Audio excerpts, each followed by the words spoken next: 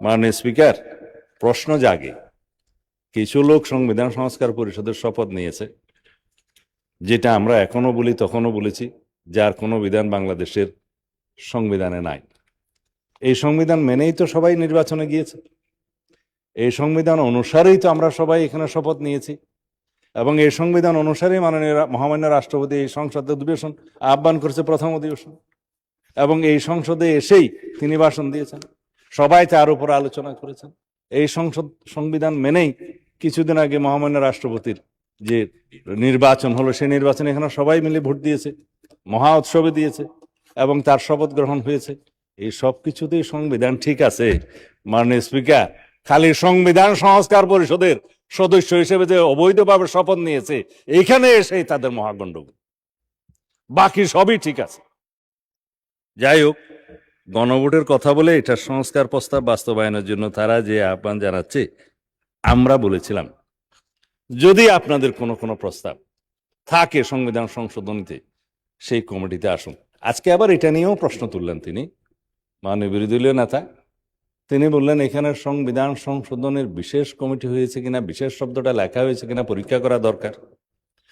মাননীয় স্পিকার, আমি কিছু বললে তো বলবে যে উনি শিক্ষকতা করছেন, আজকেও বলেছেন। এখন কেউ যদি নিজেকে ছাত্র মনে করে, আমি কি করতে পারি? যাই, সংবিধান সংশোধন বিশেষ কমিটি সংসদের, এটা যেমন বিশেষ কমিটি, আজকে যেটা সংশোধিত করেছেন আর একটা বিশেষ কমিটি, ওইটাও বিশেষ কমিটি। এই বিশেষ কমিটি গঠনের বিধি তো আছে 266-এ, এবং প্রত্যেকটা বিশেষ কমিটির টার্মস অফ রেফারেন্স ওখানে উল্লেখ থাকতে হবে, যে জন্য এই বিশেষ কমিটি করা হলো। সেইখানে টার্মস অফ কন্ডিশন লেখা আছে, জাতীয় সংসদের 266 অনুসারে সংবিধান সংশোধনের জন্য বিশেষ কমিটি, তার টার্মস অফ রেফারেন্স হচ্ছে সংবিধান সংশোধনের জন্য রিপোর্ট প্রণয়ন কর। এখন এগুলো বললে বলবে যে আমি মাস্টারি করছি। মাননীয় স্পিকার, আমরা আহ্বান জানাবো মাননীয় বিরোধী দলের নেতা এবং সকল বিরোধী দলের সদস্যদের, এই সংসদকে আমরা জীবন্ত রাখি, ভাইব্রেন্ট করি, সমস্ত আলাপ আলোচনা এখানেই করি, এবং সামান্য বাহানায় যেন আমরা কথায় কথায় ওয়াক আউট না করি। এতে লাভ কার হবে জানি না, কিন্তু ক্ষতি হবে ডেমোক্রেসির।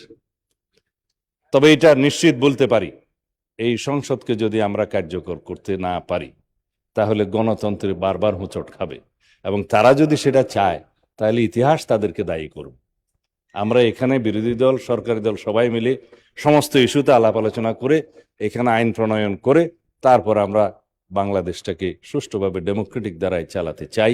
এটাই ছিল জুলাইয়ের অভ্যুত্থানের আমাদের প্রত্যাশা, আমাদের শহীদের প্রত্যাশা। মাননীয় স্পিকার, আমি আর বিশেষ কিছু বলবো না। আজকে আইন প্রণয়ন পদ্ধতির মধ্যে উত্থাপন আছে বিলগুলো, সময় অনেক হয়ে গিয়েছে।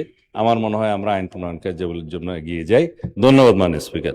আমি এর আগে শেষ করার আগে বিরোধী দলীয় সদস্যদের এবং মাননীয় বিরোধী দলীয় না থাকে, যদিও তারা এখানে নেই, আহ্বান জানাবো, আসুন বাংলাদেশের জনগণের সামনে আমরা এমন একটা পার্লামেন্ট উপস্থাপন করি যে পার্লামেন্টের সরকারি দল বিরোধী দল এখানেই বাহাস করবে, এখানেই আমরা তর্ক বিতর্ক করব, এখানেই আমরা সমাধান করব।